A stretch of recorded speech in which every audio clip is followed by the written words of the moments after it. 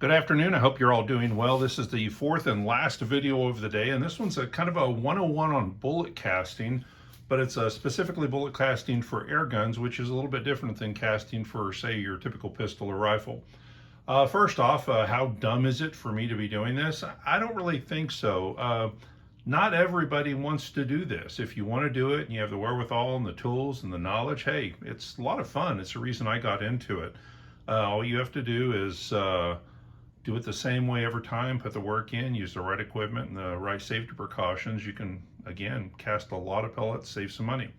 But there's always going to be people who would rather buy a cheeseburger at some nice place rather than go buy some hamburger and cook it themselves. The same's true with the pellets, so that's what I'm doing here. I'm going to go over a bunch of the basics. Again, this is 101. There can end up being more of these if people want them. So let's start with the lead. I did this in the last video, but just in case you didn't see it, let's find a spot I haven't scratched. Here's my thumb just scratching lead right off of this. I'm cutting in, lead is falling away, and it's making it nice and shiny there because this is soft lead. This is 5.5. Well, I do sometimes get the harder lead. I certainly don't turn down things like range ammo and all. They always get marked, they get set aside, they get turned into things like number 4 buck, double aught buck, 50 cal ball. Again, all for my shotgun loads. I would never use this for pellets because it's just too hard. Some people say, well, why don't we just separate out the stuff that makes it hard, the antimony and the tin? Here's the problem with that. Lead melting point, 621.5 degrees. Typically, you're casting at 675 to 725. The lead pots, even the big ones I have in back there, I think the top temperature is around 850. Now, maybe you have the equipment that can get this lead hotter, but you can start separating out tin at 1050 degrees, and you start separating out antimony at 1300 degrees. You got to have equipment other than this to make that happen. And again, what is your time worth if you're going in there trying to pull these things out of it? Another thing is, if you're dealing with range ammo, you probably got almost straight lead, plus the antimony and tin that's mixed in. But a lot of ranges will allow shotguns and bismuth and all sorts of plastics, all sorts of stuff that get mixed into it that you're going to be cooking off, and you're going to be breathing that stuff in. If it's other forms of lead, like for plumbing, arsenic, you have all sorts of other things that come into play. So if you're just grabbing any old lead you can find and toss it in your pot, I hope at least you're doing it outside, well ventilated, making sure that you're upstream from wherever the air is. Otherwise, lead right now, you can get it at $2.50 a pound pure, and then you're just going straight into casting pure pellets with that lead instead of trying to separate the stuff out. Okay, types of molds. This is the mold I've used most. You can actually see the steel's worn down, half an inch over time. That was done with a brass hammer over 40,000 pellets. This thing's been tapped on 10,000 times. Actually a hair loose now, and it's rounded down from the bolt that used to be sticking out. All steel and steel pins. And I'm going to tell you in a second why that's important. Here's a typical aluminum mold. This is a maxi ball aluminum mold. And this is an MP brass mold. Use only if I have to. It's not my favorite. Let's go over them. Brass. Brass heat soaks really fast, but it's really easy to get this thing too hot. And if you get it too hot, it'll warp. And once it's warped, it's done. Big problem here is you got steel pins in brass. Different heating ranges. Steel's going to take longer to heat saturate than the brass. You're going to have rounds sticking to the ends of the pins that are inside there. You're trying to shake them loose and tap on the seam to get them to pop loose. It's fine for the sprue plate and the sprue to fall away, but you're going to be hammering on the thing like crazy trying to make these fall out. Not my favorite. I've had too many brass molds over the years that I'd end up having these pins nice and tight when it was cold and loosen up when it's hot, or loose when it's cold and tighten up when it's hot. And I spend more time trying to work on this. Here's one thing I will suggest to you if I can find one close by, and of course I can't because I didn't set it out beforehand. Have a wooden mallet or a wooden hammer either way. When you open that thing to pop them loose, slap it. You're not going to hurt. You're going to tear the wood up real quick, but you're going to be able to knock the pellets loose. You sit there and just keep beating on this to try to make those fall out. You're going to be doing it forever. Aluminum. a little bit longer to heat soak. Your biggest problem is how quickly the heat soak goes away. And that's the reason I've got so many pots here. You can cast with something as small as this. You wouldn't cast a lot, but you can put the lead in there, heat it up, and cast with something as small as this if you have a handful, 10, 20, 30 pellets you want to do. You might go up to something like this little mini Lee pot, never been used, and they've got bigger and bigger and bigger sizes of it. And most of these aren't used anymore, but they still work, or they've never been used. Safeco, awesome pot. Again, just like the little Lee, it's for dipping, so you end up having to have a little dipper to get it out and put it into the mold. Always make sure to leave those in the lead when you're casting and keep it at the right temperature. The lead will just solidify on it real quick. If you're really getting into it, you end up with a RCBS Pro Melt or something like that, or in back these two Magnum pots that can hold 90 pounds of lead, and you have lots of lead. Here's why it's important. Aluminum mold. You're sitting there, you're casting, you have a lot of cast off, you put it into your lead. Let's say it's something small like this little Lee here, or even a slightly bigger Lee. You go and add a handful of lead scrap into it, and all of a sudden the lead that was at 690 degrees is at 590 degrees or 610 degrees. You see it solidify, you've got to wait for it to cool back or to warm back up again, and once it's warm enough, then you can put the lead into the mold. Problem is, by then, a aluminum mold is cold. You're going to be fighting that constantly, trying to get to the point where you have lead you can use and a mold that hasn't cooled off. I have one little thing that'll help you there, and most of you are going to think I'm crazy, but this works pretty well. For a do-it-yourselfer, you know you don't use it anyway, so pull it out of the kitchen and use your George Foreman grill. This George Foreman grill on the highest setting is at about, let's see what the setting is on this one. Oh, this one doesn't even have this one. It's only one temperature. On high, these things end up at about 300 degrees.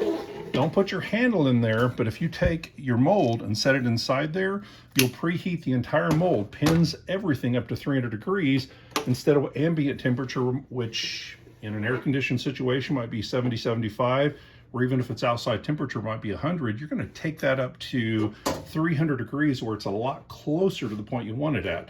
And with something like an aluminum mold, you put it back in there when you're letting your lead heat back up again.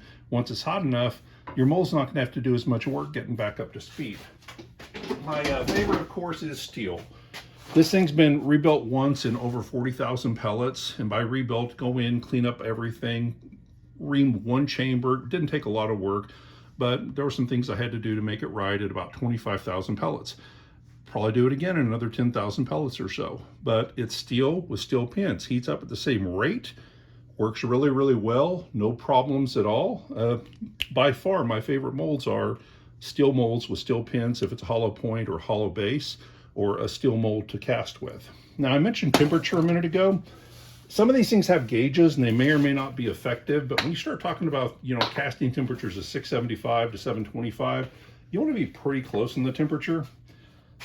I think I bought that new for less than $100. It's one of those little digital gauges for telling you what the temperature is.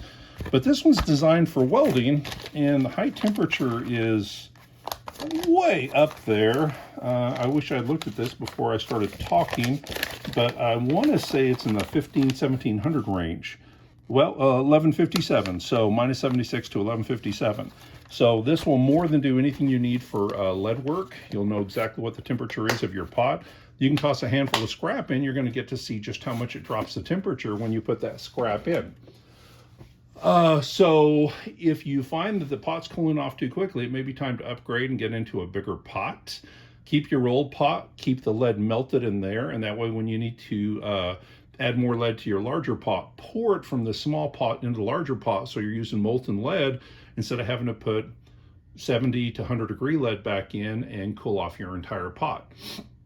Mold purchases. Everybody seems to make molds nowadays. You got NOE, Lee, RCBS, tons and tons of people. There's a lot of people who make custom molds. My favorite by far is Accurate Mold.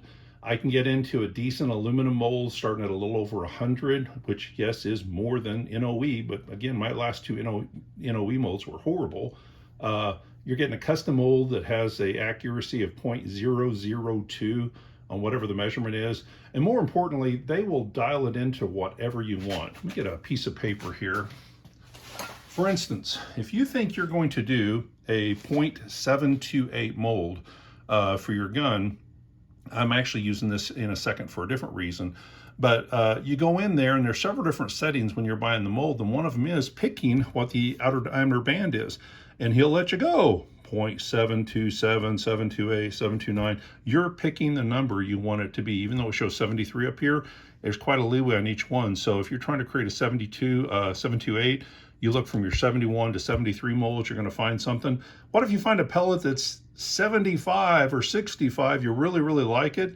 Contact Tom. He is great people. He will more than likely just go ahead and remake that and relist it as a 72.8 or whatever it is you want. It'll take a few days or a week, but then the actual mold that you want will pop back up and you just go in and buy that mold. So I'm going to hang on to this because we're going to use that in a second. Let's see, the casting discards did attempt. That was George Foreman. I made a list, so I'm making sure I do it all. After the pellets are done, you air cool, lube, and size. Always do those things. And if you don't have sizing equipment and you're doing like 72 cal, let's go back to something like this. Barrel size on a Zeus is .7283. And there is no sizing equipment out there. Mine is custom and cost a lot of money to have 7283 casting equipment. So if you're not going to spend the money to get 7283 casting equipment, err on the side of caution. His can be up to .002 larger. So this means if you order a 727 is the number you popped in there in his screen. 727 is going to be somewhere between a 727 and a 729. You're in the range right there where it's going to fit into that gun, and it's either going to be a perfect fit or just a fraction of a hair loose or a fraction of a hair tight, but it's going to be right there because it's that or get the sizing equipment. You can undersize, but you can't oversize if you don't have sizing equipment to size this thing properly. Groove length versus bearing surface. I was looking at a pellet the other day that was available for the 72 cal, and well, this is a good example right here because this is in there as a 73 cal. In a rifle situation, depending on what they're doing, you might be able to shove this thing down a barrel with 20,000 PSI without worrying too much. But here's where I'm going with this. When people started fluting barrels a while back, what they did was they started running the flutes on the outside, and it looked really, really good for custom guns. But if you bought one and noticed that as you're firing and the barrel's heating up, you might even have it hooked into a table where you're not moving the gun is fixed. But you start watching your bullets land and slowly move to the left. What they did is one of those grooves got dug a little bit too much, and on the opposite side, it's beginning to move less in the side where there's less metal. The less metal, it's heating up and it's pulling it over. Well, the reason I say that is if you have an air gun barrel, how good is that rifling? Is it the quality of some of these high-end rifles, or was that rifling done in the same quality as all the other parts that you're seeing coming off of these guns? If that rifling isn't perfect and you have a pellet like this where the length across here is double what the length is from here to here, air is hydraulic. Air, hydraulic fluid, anything is going to take the path of least resistance. If you have something that is so wide and so narrow, and you happen to have rifling that is a hair shallower on one side, it's going to try to push that thing sideways and get around it. Then maybe you're losing 10, 20, 30, 50% of the air pressure right around the pellet. Yeah, it's going to leave the barrel, but is it going to leave the barrel as quick as you wanted it to? There is an approach you can take for that. Let me get a pin here. What you can do, especially since Tom will take your picture and turn it into a pellet, you take this same thing, you make it sharper, you just remove lead. You make this deeper, you just remove lead. You make this narrower and bring it further apart. What you end up doing is maybe you add half again to this portion of the diameter right here. And with half again, it's a lot more stable where you're not going to have that problem. One of my recent 72 cal pellets I had made was along that same line of thinking.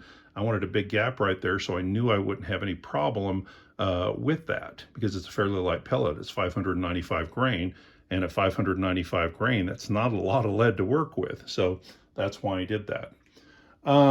So I think that covered most of the basics. I really wanted to get into swaging, but I didn't prepare much information on it. There are some real downfalls for swaging, such as the friction coefficient. It really becomes a problem with things like air guns with much lower PSI than a regular firearm.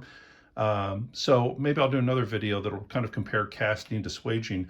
But again, this is just a brief overview. I know that's a 15-minute video. It doesn't sound brief, but this could go on for hours and hours and hours talking about all the different aspects of this. So if you're casting right now and you have questions or concerns or want to ask me things, I could be wrong on a point. Please let me know if you feel that I am.